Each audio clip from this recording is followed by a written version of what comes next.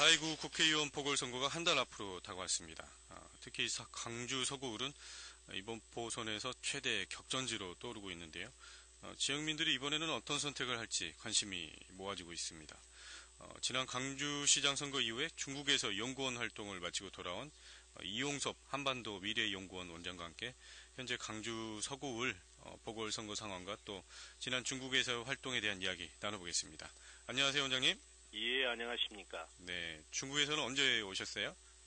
지난해 12월 14일 출국해서 이달 11일 귀국했습니다. 네, 지금 중국에서는 어떤 활동들을 하신 거죠?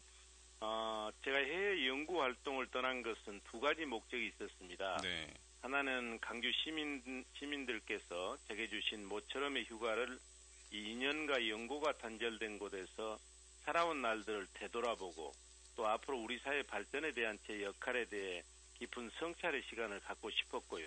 네. 또 하나의 목적은 앞으로 대한민국의 역사와 우리 국민들의 삶에 가장 많은 영향을 미칠 이 중국이라는 나라를 제대로 알고 싶어서 네. 그리고 우리의 대응 방안을 모색하고 싶어서 중국에 갔습니다. 네. 그래서 대부분의 시간을 이제 연구와 자기 성찰하는 데 보냈는데 특히 중국의 많은 석학과 사회 지도자들을 만나서 이 바람직한 한중 관계에 대해서 많은 얘기를 나눴고요. 네. 귀국 직전에는 3개월의 연구 활동을 마무리하는 차원에서 중국 사회과학원 그리고 중국 인민대학, 하북공업대학에서 교수, 학생 이런 연구원들을 대상으로 한국 경제가 주는 중국에 주는 시사점이라는 주제로 특별 강연도 했습니다. 네, 그렇군요. 많은 연구 활동도 하시고 여러 분들을 많이 만나고 오셨는데요. 예. 지금 많은 생각들도 하셨을 것 같은데 지금 현 정부 경제 정책 여기에 대한 좀 평가 좀 해주시죠.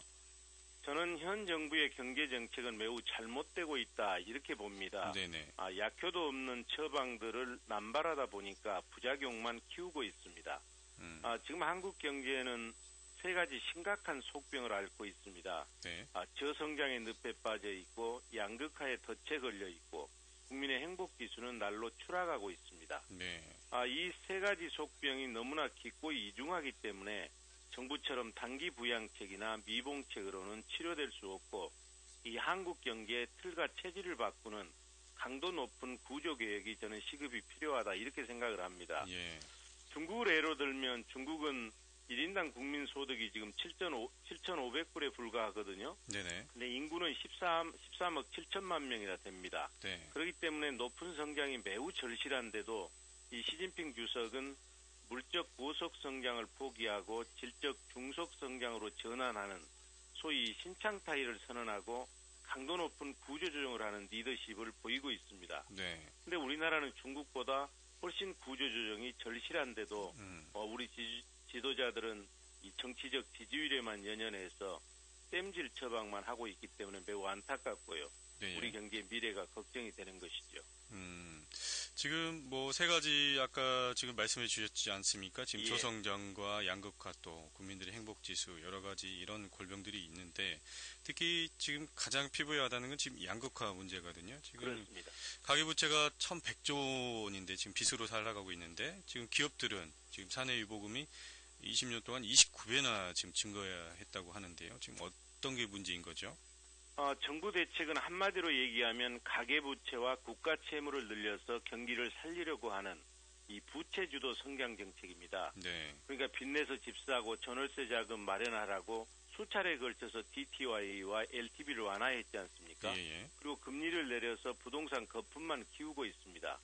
그러다 보니까 가계부채가 지금 말씀하신 것처럼 지난해 말 현재 1,089조에 이르고 있고 네. 이명박 박근혜 정부 7년 동안의 가계부채가 무려 424조나 증가를 했습니다. 네. 이렇게 가계부채가 어마어마하기 때문에 금리가 내려가도 소득이 조금 늘어도 소비가 늘어나지 않는 그런 문제가 있고요. 네네. 뿐만 아니라 이 소비와 투자를 늘리겠다고 부지와 대기업 위주로 100조 원에 가까운 감세를 했지 않습니까? 네, 그렇죠. 그렇지만 소비와 투자는 늘지 않고 사회 양극화만 심화시킨 채 기업의 사내 유보금만 늘어나고 있습니다. 네.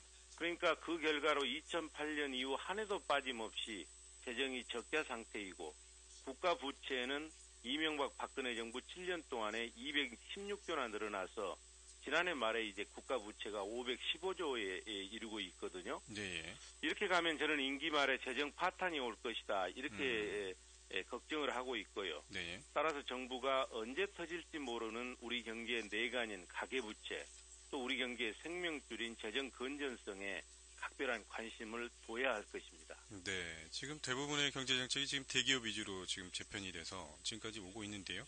지금 그렇다면 지금 현재 경제 정책의 구조 개혁 지금 어떻게 해야 된다고 보시는가요?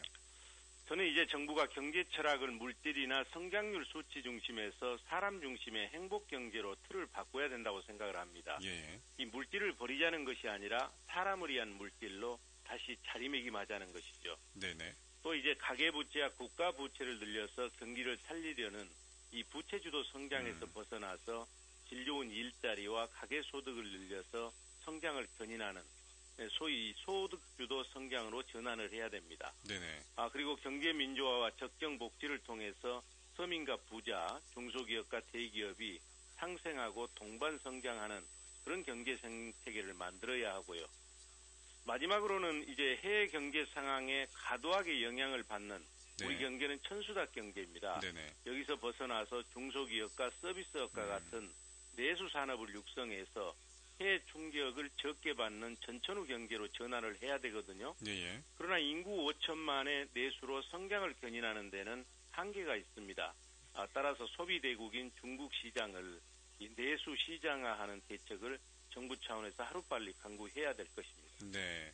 뭐 지난 3개월 동안 중국에서도 이런 경제 정책에 대해서 고민을 많이 하신 것 같은데요. 지금 이번 이제 정치 이야기 한번 해보죠. 지금 지난 강주시장 선거 이후에 지금 정치인으로서 본인의 역할 고민이 많이 있었을 것 같은데요. 어떻습니까? 그렇습니다. 이 정치를 접어야 하는 것인지 계속한다면 어디서 무엇을 해야 되는 것인지 정치인 이용섭의 존재 이유에 대해서 많은 생각을 했습니다. 네.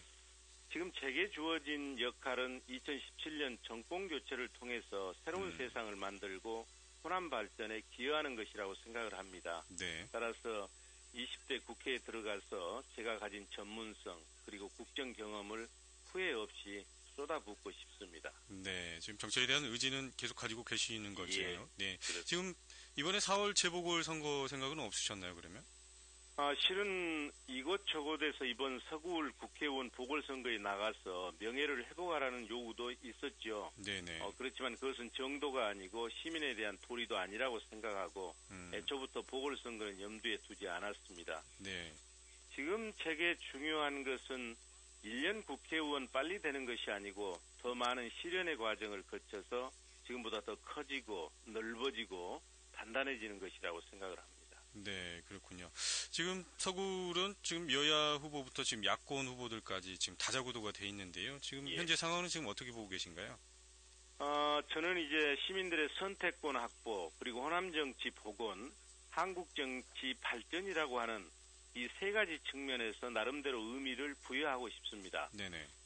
그동안 호남에서는 민주당 후보면 무조건 당선되는 이 독점 체제가 장기간 유지되면서 일부 정치인들은 혜택을 입었지만 호남은 정치적으로 소외되고 경제적으로 낙후되고 유능한 호남 인재들이 중앙정치에 진출하지 못하는 그런 폐해를 초래했지 않습니까? 네. 민주당 역시 확실한 표밭이 있기 때문에 혁신을 게을리하면서 경쟁력과 체질이 약화됐습니다. 네. 그런데 이번에는 결과를 예측할 수 없는 치열한 경쟁이 이제 예상되고 있지 않습니까? 예, 그렇죠. 저는 새정치민주연합 측면에서 보면 당장은 불편하겠지만 오히려 이번 선거를 계기로 해서 기득권을 버리고 인물로 경쟁하겠다는 생각으로 공천혁명을 이루고 진정성 갖고 호남 발전을 위해 노력한다면 오히려 전국정당, 수권정당으로 경쟁력을 갖추는 전화위복의 계기가 될 수 있다고 생각을 하고요. 네. 또한 호남에서 새정치민주연합의 독점체제가 무너지면 영남에서도 새누리당의 독점체제가 무너져서 우리 정치의 고질적인 문제인 지역주의가 타파되고 호남 정치가 복원되는 그런 계기도 마련될 수 있을 것입니다. 네. 그렇다면 원장님 지금 논의로 지금 현재 지금 공천 관련해서요. 서구를 관련해가지고 지금 공천혁명은 좀 이루어진 것 같다고 보시나요? 그러니까 이번에 이제 전략 공천하지 않고 경선을 통해서 했지 않습니까? 네. 그렇기 때문에 지난해 강주에서 두 차례나 이제 새정치민주연합이 전략 공천했는데 그것과 비교해 보면 나름대로 진전했다고 봅니다. 네, 그렇군요. 지금 저기 천정배 전 장관이 탈당 후에요. 예. 호남 정치 개혁하기 위한 그 시작을 하겠다. 또 명분은 당에서 더 이상 희망을 발견하지 못하겠다. 이런 의견인데요. 이런 의견들에 대해서는 공감을 하시나요? 당에서 희망을 발견하지 못했다는 것은 이제 천 의원의 주관적인 판단이기 때문에 제가 언급은 하지 않겠습니다. 네. 다만 분명한 것은 천정배 전 의원이 이번 보궐선거에서 승리하게 된다면 네. 이 호남 중심의 신당 창당이 급물살을 타고 분당의 목소리가 커질 것입니다. 네네. 이것이 이제 2017년 정권 교체에 긍정적인 영향을 줄지 아니면 부정적인 영향을 줄지는 아직 불분명합니다만 네네. 이 호남에 대한 새정치민주연합의 인식을 바꾸고 지역 국회의원들에 대한 분명한 경고를 보내는 그런 효과는 있을 것이라고 생각을 합니다. 네. 지금 그 전략공천에 어떻게 보면 피해자이시기도 한데요. 지금 지난 광주시장 선거에서 지금 이용섭 원장께서는 탈당하면서 새정치연합은 죽었다 이렇게 표현을 하셨어요. 그리고 지도부를 비판하셨는데 지금 현재 상황은 지금 어떻게 보고 계신가요? 지난해 이제 광주시장 전략공천에 대해서는 뭐 하고 싶은 말이 많이 있지만 이미 김한길, 안철수 두 대표가 책임을 지고 물러났기 때문에 언급하지 않겠습니다. 네. 현재 서구울에서 무소속 후보가 강세를 보이는 것은 이번 공천 과정에 문제가 있어서라기보다는 지금까지 쌓였던 새정치민주연합에 대한 시민들의 서운함과 분노가 표출되는 과정이라고 저는 생각을 합니다. 네네. 문재인 대표가 지금 이제 대표가 되면서 개파를 초월해서 당직 인사를 하고 경제정당과 안보정당화에 박차를 가하고 있는 것에 대해서는 네. 저는 긍정적으로 평가를 합니다. 네. 그렇기 때문에 현재 지지율이 올라가고 있고 문재인 대표 체제가 되면 분당하겠다 하는 그런 움직임도 수면 아래로 가라앉아 있다고 생각을 하고요. 네네. 제가 아는 문재인 대표는 원칙을 지키는 분입니다. 네. 그렇기 때문에 새정치민주연합의 고질병인 그 선거 때만 되면 자기 사람 챙기기 위해서 규정을 바꾸고 편법을 동원하는 그런 반칙은 많이 시정될 것으로 생각을 합니다. 네. 원장님 지금 정치적에 대해서 지금 다시 정치적 의지가 있으신 걸로 방금 언급도 하셨고요. 예. 지금 궁금한 게 지금 복당은 어떻게 하셔서 진행을 하실 건지 그리고 원장님한테 정치는 어떤 것인지 또 통해서 이루고자 하는 것이 어떤 건지 궁금하기도 한데요.